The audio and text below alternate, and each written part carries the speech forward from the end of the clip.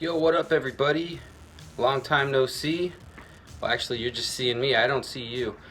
However, got some stuff in the works. I am today going to be wiring, mounting my turbo solenoid, or my Mac solenoid, and I'm going to be showing you how I do that on the IS300. So here we go. Alright, so here's my mounting plate for the Mac solenoid, or the boost solenoid. What I'm going to do is place it right there. I'm going to use that existing hole, and the way it'll sit is it'll go in right here like so, and I have a flathead Allen that's going to fit just flush with that once it's screwed in, and then the Mac solenoid will mount on top of that.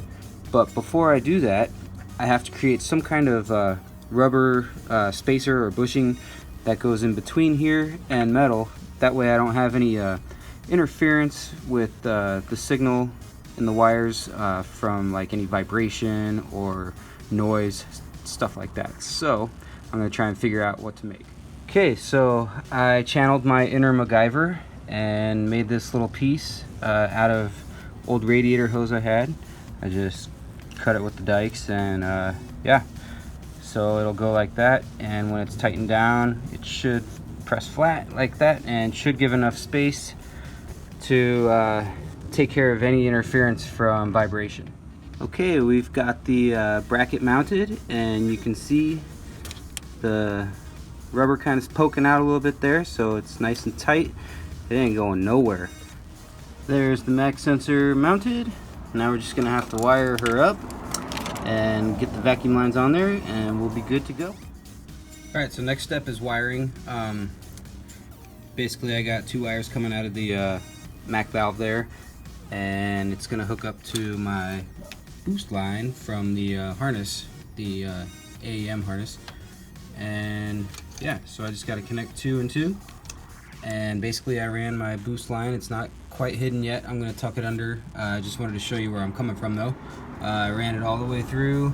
It's going back. It's going to be hidden underneath the little bit of the trim there, and all the way back to where I should be having my standalone sit. It's just flopping around right now, but I will get some kind of mount for it and make it so it's steady. But right now it is what it is, and I'm just trying to kind of route things. And so I'll be using this wire crimp here to make my connection, and some people may choose to solder. This works just as well, as long as it's done correctly. And once I have the connection made, I'm going to be taking my tube of heat shrink and just going over that and shrinking it down, and I'll eventually put some loom on it to make it look a little nicer.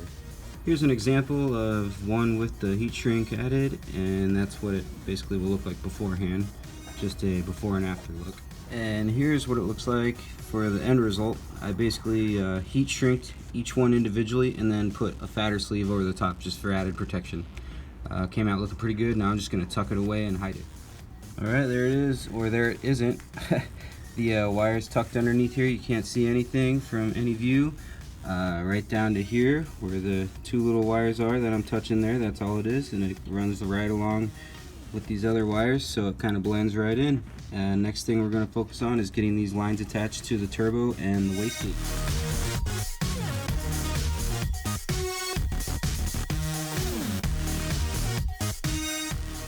Okay, so here's all the vacuum line installed. Basically what I did is I used a T right here to tee off and go into my turbo for turbo pressure, and then also that T now runs down from the mouth valve and snakes around, and it goes to the bottom of my wastegate, and this one snakes around and kind of stays hidden and goes down into my wastegate also on the top part. So all in all, this is a done deal on the Mac solenoid with installation as far as mounting and wiring and vacuum lines to the wastegate. Alright, so thanks for taking the time to check things out as always. Hopefully this will help you out if you are going down this route as to building a turbo car and you have a little better understanding of how the Mac solenoid works. I know it was definitely a learning process for me, but after figuring it out and seeing it, it makes a lot of sense now. So hopefully the same works for you guys, and keep checking back. I got more coming up here in the near future. Things are starting to cool down in Arizona. Hot summer's just about out of here, so a lot more is going to start happening. Alright, check you later. Peace.